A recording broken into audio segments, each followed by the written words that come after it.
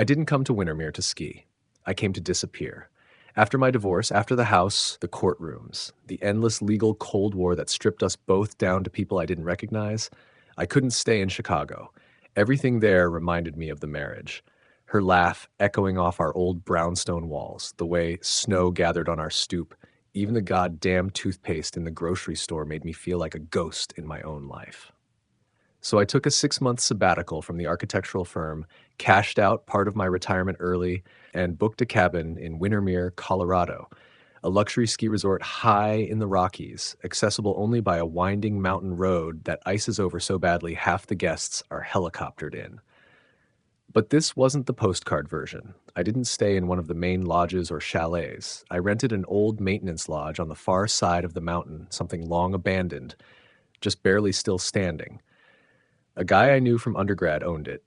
Said it used to house ski patrol back in the 80s before the new resort wing opened. It was remote, isolated, a perfect place to heal, to write, to forget. He sent me one key. No staff, no visitors. It was exactly what I wanted, until I realized I wasn't alone. The first week was blissful. The lodge, despite its age, was beautiful. Rustic, quiet, built into a rocky outcrop with panoramic windows facing west. Every sunset lit the living room on fire with gold.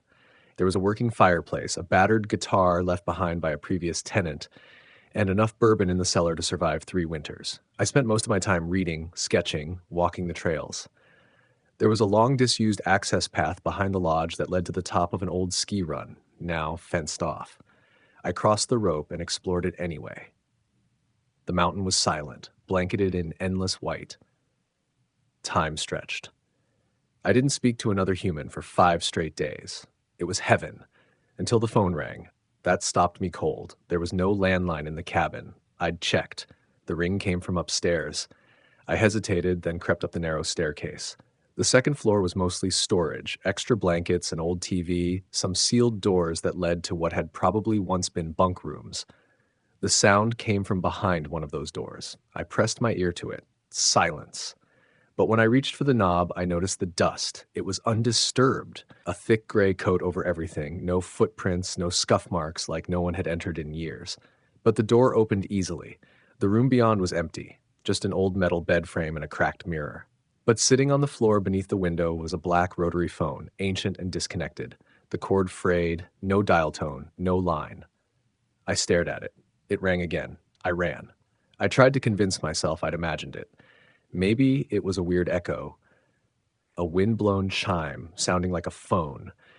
I started sleeping on the couch downstairs with the fireplace going and my Glock beside me. I didn't really believe in ghosts. I believed in desperate people and crackheads and cabin fever. But then came the footsteps. They started the next night. Slow, methodical, coming from the second floor around 3:14 a.m. every time. I'd sit up, heart hammering, and listen to them move across the ceiling. From one end of the upstairs hallway to the other, pausing, then returning. Always the same pace, always deliberate. I stopped sleeping entirely. I tried recording the sounds, but playback never caught anything. Just static. I set up my phone in the stairwell with a motion detection camera. Every morning I checked it. Nothing. No motion. No shadows. But I heard it. I felt it. Someone, something, was pacing above me while I lay on the couch, afraid to breathe too loudly. On the 8th night, the footsteps came down the stairs. I didn't wait. I bolted from the cabin in my boxers and snow boots, sprinting through the knee-deep snow toward the access trail. The wind howled. Trees cracked and shifted in the dark. I slipped, fell, bruised my ribs on a buried rock. When I looked back at the cabin, the upstairs window was glowing. Not from light, from something else. A figure stood there. Tall, thin, wearing ski gear so faded and rotted it looked like it had been buried in the ice for decades. The goggles were black. The scarf fluttered without wind. It raised one hand and tapped the window. Once, twice, 3 times. I ran until I vomited in the snow. The next day, I drove to the main lodge, a 2-hour white-knuckle trip through hairpin turns, and demanded to speak to security. They laughed, told me the maintenance lodge hadn't had power in 10 years. No way the lights work there, the manager said. That place is a tomb. I showed him photos from my phone, the glowing window. He shook his head. That's frost reflection, ice crystals. Happens all the time up here. But I saw the flicker of something else in his eyes. recognition. He knew something. I pressed him harder. He made me promise never to repeat what he said next. In 1986, a blizzard stranded the mountain for 3 days. During that storm, 3 ski patrol members holed up in the lodge I was now renting. They were supposed to be on rotation, swapping shifts with the Snowcat crew. But the radio went dead. When the storm cleared, they found the lodge locked from the inside. No signs of forced entry. No power. All 3 patrol members were dead. 2 were frozen solid in their bunks, mouths open in silent screams. The third, a man named Caleb Brenner, was found in the basement, naked, curled around the furnace, eyes gouged out. The walls were covered in carvings made with his fingernails, spirals, mountain runes, bizarre glyphs no one recognized. The autopsy showed no drugs, no toxins, just exposure, shock, and massive psychological trauma. They tried to demolish the lodge that spring, but the crew quit mid-project. Said their tools went missing.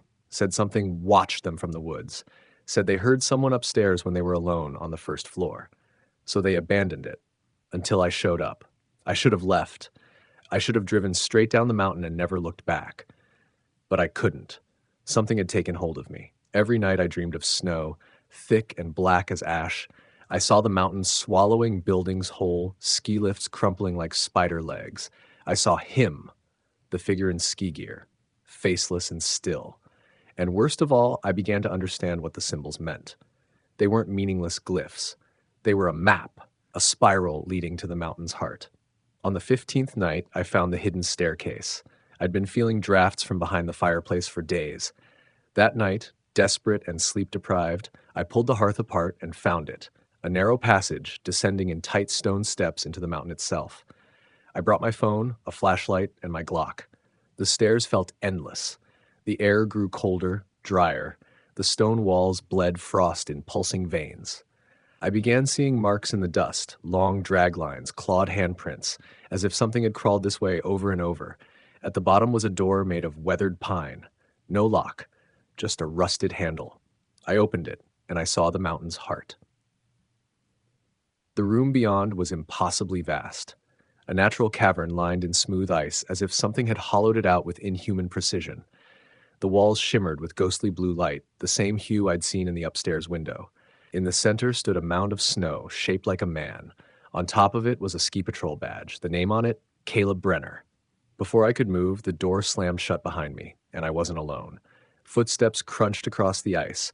The figure emerged from the shadows, same ski gear, same black goggles, scarf whipping without wind. But this time, it wasn't a vision, it was real. I raised the Glock and fired. Nothing. The bullets passed through it like mist. It lifted its arm and pointed at me, and then the ice cracked beneath my feet. I woke up 3 days later in a hospital bed in Denver. The search team said I was found 20 yards from the main lodge, hypothermic, babbling about the heart and the spiral. They thought I'd suffered a breakdown, that the isolation got to me. They don't believe my story. But I know what I saw. The lodge burned down that night, an electrical fire, they claimed, no cause ever found. My friend who rented it to me died in his sleep the same night. Heart attack, age 38.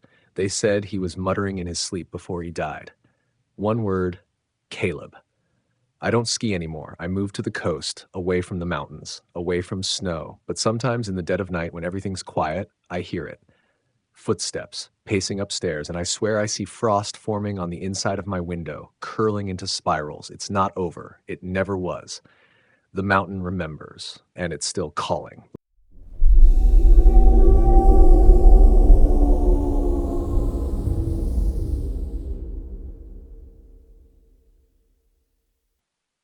I never thought my dream job would end in blood and snow. Working as a ski instructor was all I ever wanted. I grew up skiing the icy slopes of Vermont with my dad, and after he passed, I followed the snow west. I taught in Tahoe, Whistler, Jackson Hole, but when the opportunity came to join Merrow Peak, I couldn't say no. Merrow Peak was an exclusive resort in the Sawatch Range of Colorado, smaller than the major destinations, but its elite status made it a playground for the wealthy and reckless. Pristine powder, private slopes, and a clientele that tipped in hundreds. But nobody told me about the other instructor. They just called him Red. I first heard the name from a fellow instructor named Jody. We were sitting in the staff lounge during our second week of the season. A storm had shut down all lifts, and we were killing time with cocoa and quiet bitching. Don't take clients on Wolfback Ridge, she told me, especially not after 3 p.m. Why? She looked at me, dead serious. That's Red's run. I laughed, thinking it was a hazing thing. Red, huh? He sounds spooky. She didn't smile. He's not spooky. He's wrong. I pressed, but she wouldn't elaborate.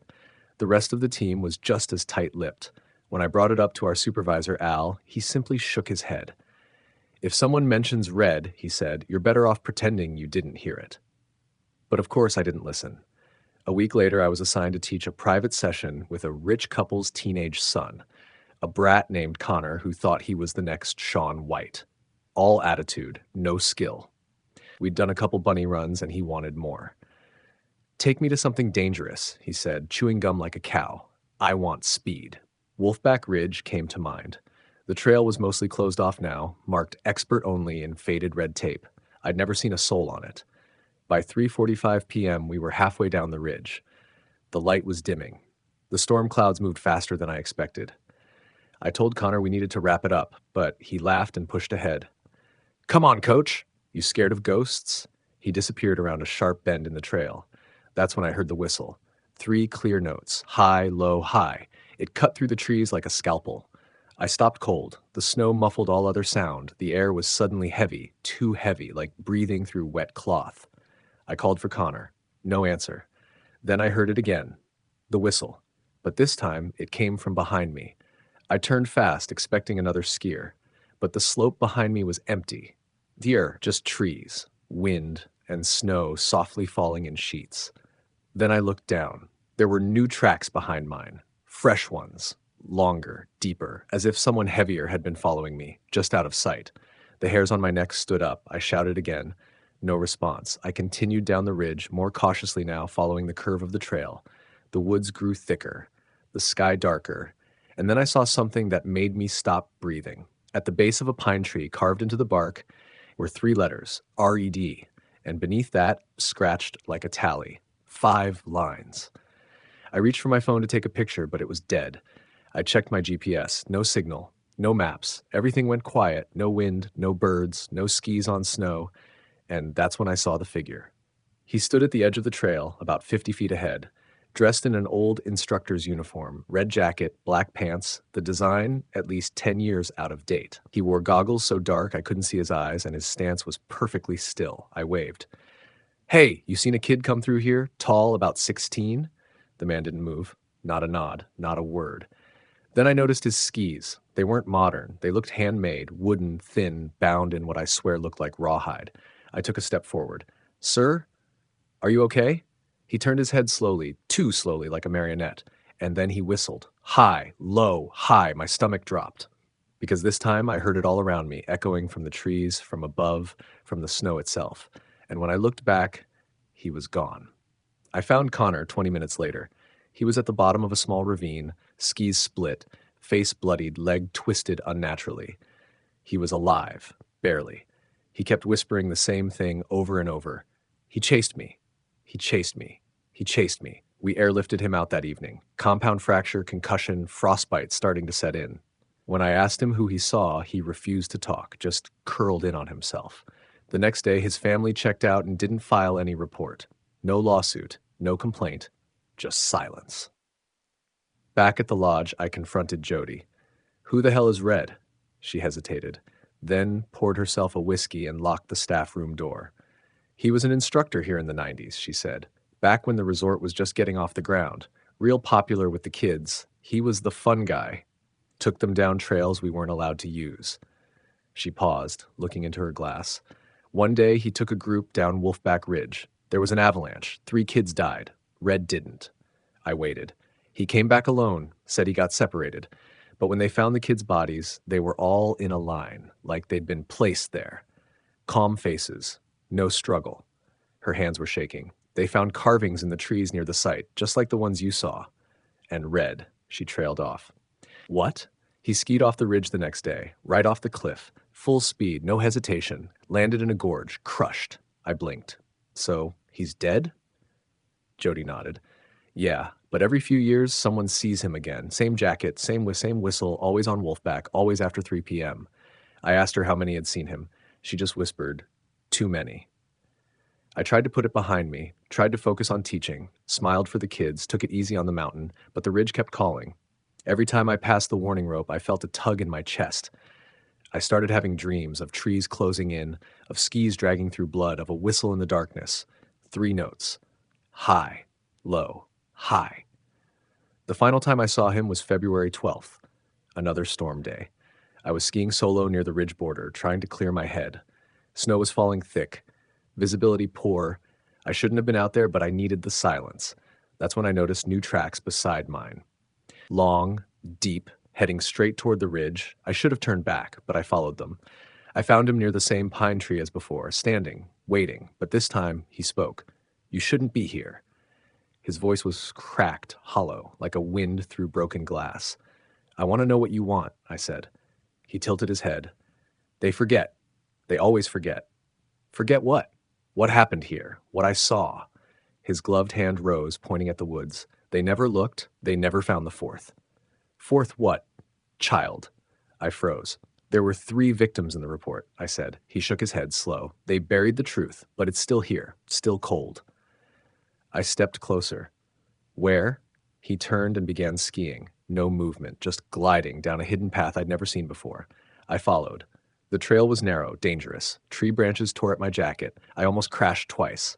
Then he stopped. At the edge of a frozen pond, half hidden by snowdrifts. He pointed. I skied down to it and knelt, brushed away the snow. There, just under the ice, was a tiny jacket. Pink, faded with time. A child's parka. Inside, bones. Small, curled, a 4th child, never reported. Forgotten. I turned back to him, but he was gone. They recovered the body that spring. DNA confirmed her identity, a missing girl from Denver whose parents were told she'd run away from home during a ski trip. Red had brought her down Wolfback Ridge without logging it. Covered it up, the resort buried it. Literally. The press never got the full story. But the mountain remembers. And Red? He still teaches, still whistles, still waits. And now, sometimes, I find myself whistling back.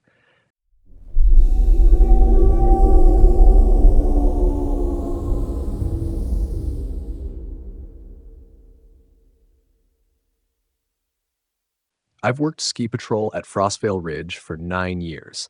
It's a modest resort tucked deep in the Colorado Rockies, known for its aggressive terrain and the eerily frequent whiteouts that blow in without warning.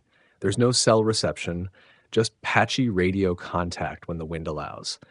People who ski Frostvale know it's not a playground. It's a place for purists, adrenaline junkies, and those looking to test their limits. That winter had been brutal. Avalanche risk was off the charts, and we'd already had 2 serious rescues in the first week of January. I wasn't even supposed to be on patrol that night. We never keep the lifts running after sundown. But a group of influencers had paid an obscene amount for a private twilight session. Management caved. So there I was, half frozen and chewing jerky at the summit shack, while the last few gondola cars swung in the wind behind me. I was partnered with Josie, a solid, no-nonsense patrol veteran. She had a 6th sense for the mountain. I trusted her with my life, which is why I didn't panic when we lost radio contact around 6:30 p.m. I figured it was the usual interference. But then the lift stopped moving. I radioed base. Nothing. Josie leaned out of the shack, scanning the lift cables. "Where's car 6? There were 10 gondola cars total. They moved slow, but steady. Each one had reflective tape on the bottom for visibility. We could always count them, even in snow. Car 6 was just gone. I clipped into my skis and followed the lift line downhill, peering up at the cables. Car 5 hung 50 yards behind the summit, swaying slightly. Then there was a gap, and car 7. No wreckage, no broken cable, just a void. "Think it derailed?" I asked over my shoulder. Josie didn't answer. I looked back. She wasn't behind me. "Josie?" The trees whispered. Snow hissed across my goggles. I turned in place, scanning the terrain, but she'd vanished. I bolted back uphill, lungs burning in the thin air. I found her ski tracks leading toward the tree line just below the shack, but they ended abruptly near a drift like she'd been snatched mid-stride. That's when I saw the footprints. Not ski tracks, bare footprints. Toes splayed in the snow, long strides, as if whoever made them was running barefoot. They went past the drift and into the woods, and Josie's tracks stopped right where they intersected.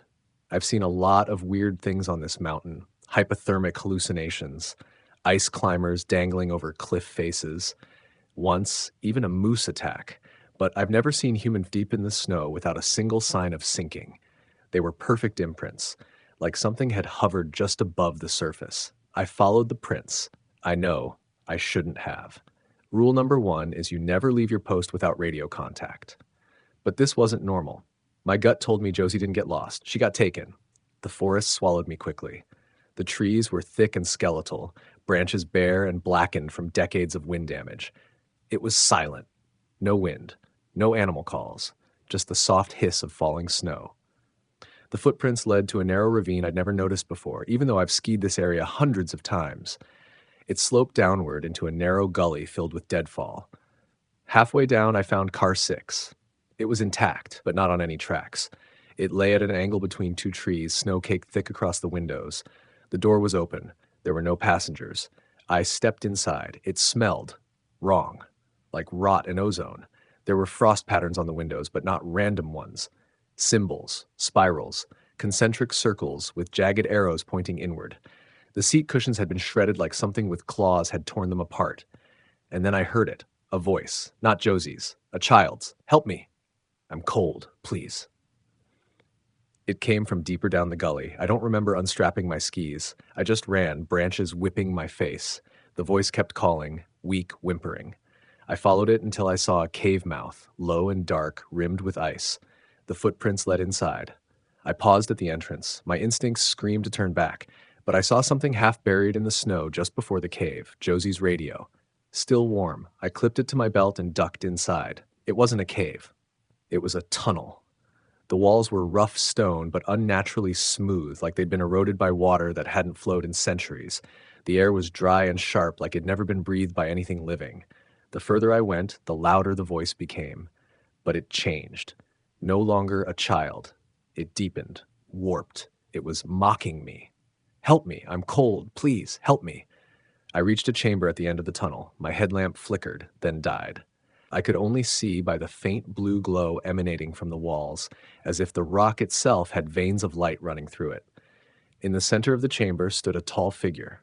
It looked like a person, but elongated, wrapped in ski gear, old-fashioned and frayed, like something from the 1970s. Its face was entirely obscured by black goggles and a scarf, but its limbs were wrong, too long, bending in unnatural ways. It held Josie by the collar. She dangled limp in its grip, eyes closed, lips blue. I shouted, charged it. My fist passed right through. The thing shimmered like smoke. Then it turned its face toward me, and I felt something enter my mind. Not a thought, a presence. Cold, ancient, full of hunger. I grabbed Josie and ran. Somehow, I made it out.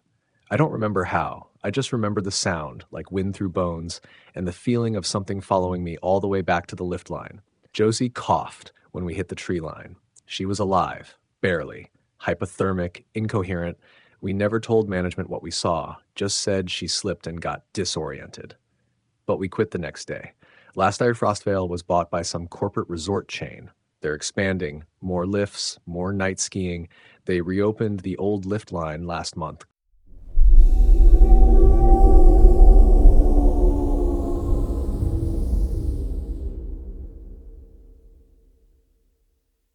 I was 19 when I took the job as a seasonal worker at Pinevale Ski Resort. It was one of those ritzy, secluded places built on ancestral land, which is a fancy way of saying a bunch of investors paved over some forgotten mountain to cater to the ultra-rich. They paid well, gave you a lift pass, and didn't ask too many questions. I figured I'd shovel snow, chase drunk tourists off black diamonds, and maybe hook up with a snowboarder or two. I didn't expect to be mopping blood out of the ice rink by week 2. I worked the night shift, 11 p.m. to 7 a.m. My main job was closing down the resort's outdoor amenities after hours: hot tubs, trails, and the ice skating rink at the center of the lodge circle. It was beautiful, honestly. Big pine trees ringed the rink, and the lights overhead glowed gold on snow like something from a Christmas card. But when the guests went to bed, it changed. The forest leaned in closer. The lights dimmed just a little too much. It always felt like someone was watching from beyond the trees. The first incident happened on January 8th. I was doing my rounds around midnight when I saw it, a long, dark stain across the center of the rink. At first, I thought it was dirt, maybe soot from the fire pit nearby. But when I knelt down and touched it, it smeared red across my glove. Blood, still warm. There were no prints, no sign anyone had skated recently. The shack where we kept skates and helmets was locked. The security camera above the rink had been blacked out, literally. The lens was cracked like something had stabbed it. I radioed maintenance. They didn't believe me, said it was probably from a nosebleed. Kids roughhousing. Animals. I cleaned it up alone, but that was just the beginning. Over the next few nights, I started hearing things under the ice. Not on the ice, underneath it. Knocking, scraping, voices. I'd stand at the edge of the rink at 3 a.m. and I swear to God I'd hear whispering rise up through the frozen sheet like someone was trapped down there. The worst part? The blood kept coming back. Every night without fail, a fresh smear would appear near the center of the rink. Sometimes it looked like a handprint. Once, it was a perfect circle, like someone had lain down and bled from the center of their chest. And the ice was never broken. I told my manager. He laughed it off, said it was local wildlife. I asked what kind of wildlife bleeds in a perfect spiral at the same hour every night. He wrote me up for insubordination. I started sleeping during the day and working with earbuds in, trying to tune it all out. But the night of the 14th, something changed. I arrived to find the rink already cleared. The lights were on full blast. The shack door was wide open, and a little girl stood at the center of the ice. She couldn't have been older than 10, wearing an old-fashioned blue coat, hair in pigtails, no skates, just bare feet on frozen ice. I stepped onto the rink. "Hey, sweetheart, are you lost?" She turned to me slowly. Her eyes were pitch black, no whites, no iris, just two voids. She opened her mouth and blood poured out. I ran. I didn't stop until I hit the main lodge and barricaded myself in the equipment room. I stayed there until morning. Of course, there was no footage. The cameras glitched out for exactly 5 minutes, the length of my encounter. Security checked. Nothing on the rink. No girl in a coat. No blood. But I had proof. My boots were still wet with it. I quit the next day, packed everything and left before the sun even touched the slopes. But I couldn't shake it. I had to know what was under that ice. So I did some digging. Turns out Pinevale was built over a vanished mining town called Ashmere. In the early 1900s, they had a cave-in during a winter storm. 27 people were trapped below ground and none were recovered. The mine entrance, right where the ice rink stands today. They filled the shaft with gravel and ice. They built over it. The rink isn't just for tourists. It's a graveyard. A cold, slick tomb holding something that still remembers. I heard 2 more people died that season. One tourist found face down on the ice with no wounds. One worker who went missing during a shift change. The blood kept showing up. The whispering never stopped.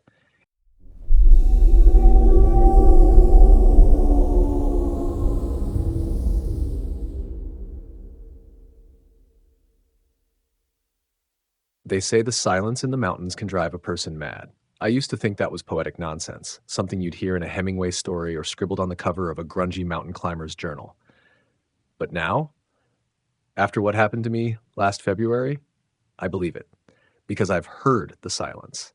I've felt it move through a cabin like breath in a grave, and I've seen what hides in it. This wasn't supposed to be a horror story. It was supposed to be a long weekend away with my girlfriend, Danielle. A getaway from city stress, from the constant screens and emails and conference calls. We were both burning out and needed the reset. Danielle found the listing on a strange little website called Alpine Niche. The place was perfect. A cozy A-frame cabin buried deep near a closed-down ski resort in southern Montana. Used to be part of the old Crescent Pines Lodge that shut down in the early 2000s. Now it was privately owned and mostly forgotten. It had charm, real mountain character. Wood stove, wide windows, thick quilts, a pantry stocked with cocoa, whiskey, and firewood. And best of all, no Wi-Fi, no cell reception, just us in the snow. The first day was perfect. We snowshoed around the trails, found a half-frozen stream, and made snow angels like we were 12 years old. That night, we built a fire and played cards while a storm blew in like a whisper turning into a scream. By morning, we were snowed in. I mean, completely snowed in. The powder was piled halfway up the front door. No sign of the road, no tracks, no sound beyond the creaking of trees. Danielle tried the radio. Nothing but static. We weren't panicked. Not yet. We had food, fuel each other. And the storm, according to the handwritten binder in the cabin, wasn't unusual. Whiteouts are common up here. Stay indoors. Snowplows arrive within 48 to 72 hours. So we waited, we read, played board games, cooked bacon on the stovetop, and melted snow for water. But on the second night, things started to shift. It began with a sound in the rafters. It was just after midnight. We were bundled up in bed under 6 layers of blankets. I woke to the sharp creak of the roof above us, not from snow settling. This was deliberate, rhythmic, like footsteps. Danielle stirred and whispered, "Did you hear that?" I nodded, sitting up. Then it came again. Creak, creak, creak, directly above our bed. "There's no attic, right?" she asked. I didn't answer, because I didn't know. We both listened, frozen, as the sound continued for another minute, then stopped. Silence. I got up and shined the flashlight along the ceiling. Nothing but old beams and cobwebs. No attic access. No trapdoor. Just open rafters and the storm outside. Danielle pressed her face into my chest. "It's just the wind," I told her. "Or a raccoon." She didn't believe me. Neither did I. By the third day, the tension was a knot in my throat. We'd stopped speaking much. Every word echoed too loud. Danielle walked slower. Her eyes lingered on the corners of the room like something might emerge at any moment. I tried the emergency channel on the old radio again. This time I heard something. Not a voice, not static, but breathing. Low, wet, like lungs filled with syrup. I stared at the radio. "Hello?" I said. The breathing stopped. Then a click. Then a whisper. "You let him in." I shut the radio off. Didn't tell Danielle. That night, the footsteps came back. This time they weren't on the roof. They were in the walls. Danielle cried under the covers while I stood in the kitchen with a fire poker, heart racing. Someone was moving through the cabin. Not just pacing, crawling, weird patterns, stop and go, like they were mapping the place, like they were learning us. I checked every door, every window, still sealed tight under a wall of snow. So where the hell was it coming from? We barely slept. When morning came, the sun finally broke through, and that's when I saw it. Carved into the frost on the kitchen window, a crude, childlike drawing, a man hunched, head cocked sideways, eyes blacked out, and in shaky letters beneath it, "Look up." I didn't show Danielle the frost drawing. I scraped it away with my sleeve and lied. Took a look outside, just some tree branches against the glass. She didn't believe me, not entirely, but she was grateful not to be told what I'd seen. It was like we were both silently agreeing to not know something together. That was the beginning of the real fear. Not what was happening, but our refusal to speak it aloud. Around noon, the fire went out. I stacked fresh logs in the stove, but they wouldn't catch. The matches kept going out. The lighter sputtered, though it worked fine the day before. I used paper, kindling, gasoline from the snowblower in the tool shed. Nothing. Danielle watched me from the couch, eyes wide and glassy. "It doesn't want the fire," she whispered. "What?" She just shook her head and pulled the quilt tighter. We wore gloves indoors after that. The temperature inside the cabin kept dropping. So did the light. Not just because of the storm clouds. The bulbs dimmed. The flashlight seemed weaker. Even the beams of sunlight through the windows felt thin. By nightfall, we gave up pretending we were okay. We were huddled in the center of the living room with candles all around us. Every time we tried to sleep, something in the walls scratched. It didn't sound like mice. It sounded like fingernails. Danielle started mumbling in her sleep, whispering things in a language I didn't recognize. Guttural, wrong syllables. It scared me so badly I shook her awake. But when she opened her eyes, she wasn't Danielle anymore. Not completely. They looked wrong, like glass painted over with human colors, like she was seeing something I couldn't. "Babe?" I asked. She smiled too wide, then said, "He's in the rafters." I grabbed the lantern and shined it up, and for a split second, I saw him, curled in the beams like a spider, too long, too thin, wearing torn flannel. His jaw hung too low like it had unhinged. His face was blank, but the eyes, if they were eyes, glowed like embers. Then he was gone. No sound, no shadow, just gone. Danielle laughed. But it wasn't her laugh. It was someone remembering how to laugh and failing. She stopped speaking after that, wouldn't eat, wouldn't sleep, just stared at the ceiling. I heard her whisper his name once. I don't know how she knew it, but the word crawled into my ear and stayed there. Penance. Not a name, a sentence. That night, the scratching turned into knocking in the walls, under the floorboards, inside the cabinets. 3 knocks, then silence. 4 knocks, then whispering. I tried to find the source, shining the light in every corner, but the beam kept bending, like something was pushing it away from certain angles. It wasn't just darkness anymore. It was space being rewritten. At 3:13 a.m., Danielle stood up, walked barefoot across the freezing floor, and opened the front door. I shouted, ran to her, but she was gone. Outside, the storm howled, snow piled up like a wall. No footprints. Just the same message scrawled in frost on the glass pane of the door. She went up. I screamed her name until my throat bled, but all I got back was a whistle. 3 notes. High, low, higher, and then behind me, a thud in the rafters. He was still here, watching, waiting. I didn't sleep. Not that night. Not the next day. Every time I closed my eyes, I saw Daniel's bare feet vanishing into the snow. I saw the twisted shape in the rafters. I heard that whistle. 3 notes. Over and over, high, low, higher. I started to hum it without meaning to. In the silence, my brain filled in the melody like a parasite had burrowed into my skull. There was no food left. No fire. The light was wrong. The sun rose, but the shadows stayed the same length. The hands on the old cuckoo clock never moved, even when I wound it. It was like time was breaking down, or I was. I found the attic 2 days later. I was losing my grip on what was real, but I remember this clearly. I was staring at the ceiling from the couch, freezing under a blanket when I saw it, a thin black line near the peak of the A-frame roof, not a rafter, a seam. I grabbed the broom, climbed onto the table, and pushed. A trapdoor swung open with a puff of stale air. Inside was a crawl space, barely 3 feet high, but someone had been living there. I climbed in with the flashlight. The smell was thick and sour, like moldy leather and rot.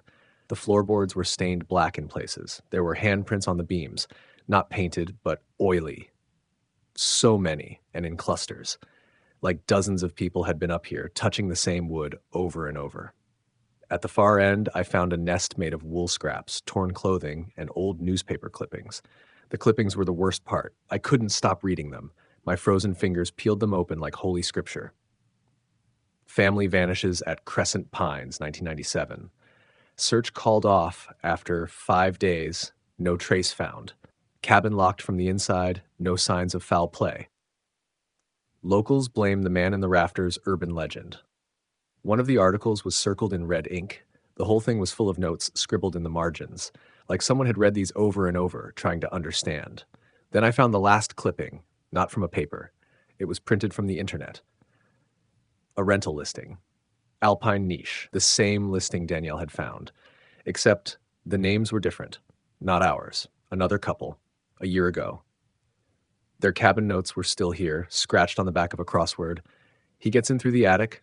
Don't listen to the whistle. Burn the eyes. Too late for us. I dropped the paper.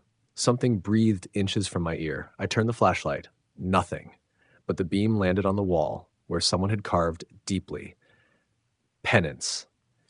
I fell through the ceiling trying to get out, landed on the table, sprained my wrist. The flashlight shattered. I screamed until my voice cracked, and the only thing that answered was the whistling. This time, it was coming from the chimney. I ran outside in nothing but socks. Didn't care about the cold, didn't care about the storm. I had to get away from that thing in the cabin. But when I turned to look back, the house was gone, completely buried. A mound of white, no windows, no roof, just snow, like it had never been there. I ran through the blind in the storm, stumbling through waist-deep powder. Trees reached for me with brittle fingers. Hours passed, or minutes, or days. Eventually, I found a clearing, a circle of stones, dead firewood in the center. Someone had camped here. Recently, there were bones in the snow. Animal, maybe. Maybe not. One was a jawbone, with braces. I blacked out. When I woke, I was back inside the cabin. The door shut, fire crackling, food on the table, Danielle sitting across from me, smiling, but her eyes were still glass, still not hers. She tilted her head and said, "You went looking." I couldn't speak, couldn't move. She leaned forward. "There's only one way out. You give him someone else." Her mouth stretched impossibly wide, and the rafters creaked. He was coming down. I just remember waking to silence again, that suffocating, heavy mountain silence, and the horrible sensation that something was missing. Not just from the room, from me. I staggered to the window. The sun had returned, bright and blinding, reflecting off the endless snow. The door was wide open. The storm had stopped. I called for Danielle. No answer. Not that I expected one. The table was still set for two mugs of cocoa, a plate of untouched toast. I walked through the cabin slowly as if it might attack, but it was still again. Still and wrong. The fire crackled but gave off no heat. The food smelled sweet but filled the air like rotting fruit. Something had shifted. And then I saw my reflection in the dark window. At first I thought it was my reflection, but it blinked and smiled and stayed even when I stepped away. I tried to leave. The front door opened easily now, no snow blocking it, no storm. The trees stood still, but every time I crossed the tree line, I'd black out and wake up in the cabin, again and again. I even tried setting the place on fire. The match lit, the wood caught, the flames roared, and then reversed. Back into the match. Like time obeyed something else here. Not me, not logic, but him, the one in the rafters. Days passed, maybe weeks. I stopped counting. I saw things out the windows at night, people walking backwards in the snow, a man with no mouth crawling through the trees, a faceless child knocking on the glass, mouthing the word help, and always, always the whistling. I tried stuffing my ears, breaking the radio, smashing every reflective surface, but it always returned. High, low, higher. I understood what Danielle meant now. There was only one way out. You give him someone else. I wrote this all down in the guest book they leave in the pantry under the Welcome to the Mountains greeting from the owners. I put it right behind the cocoa tin, in case someone else finds this place. In case you do, because I finally understand. This cabin isn't rented. It's bait. It wants you, just like it wanted us. The man in the rafters, he doesn't feed on flesh. He feeds on guilt, on choices. He waits until the cold has frozen your brain, until the dark has bled into your thoughts, until your soul is soft like warm bread, and then, he whispers, "You can leave if you let me in." So if you're reading this, stranger, I'm sorry. I really am. But I'm tired. I've been cold for too long. And I want to go home. You should have never come up here. You should have ignored the listing. You should have looked up.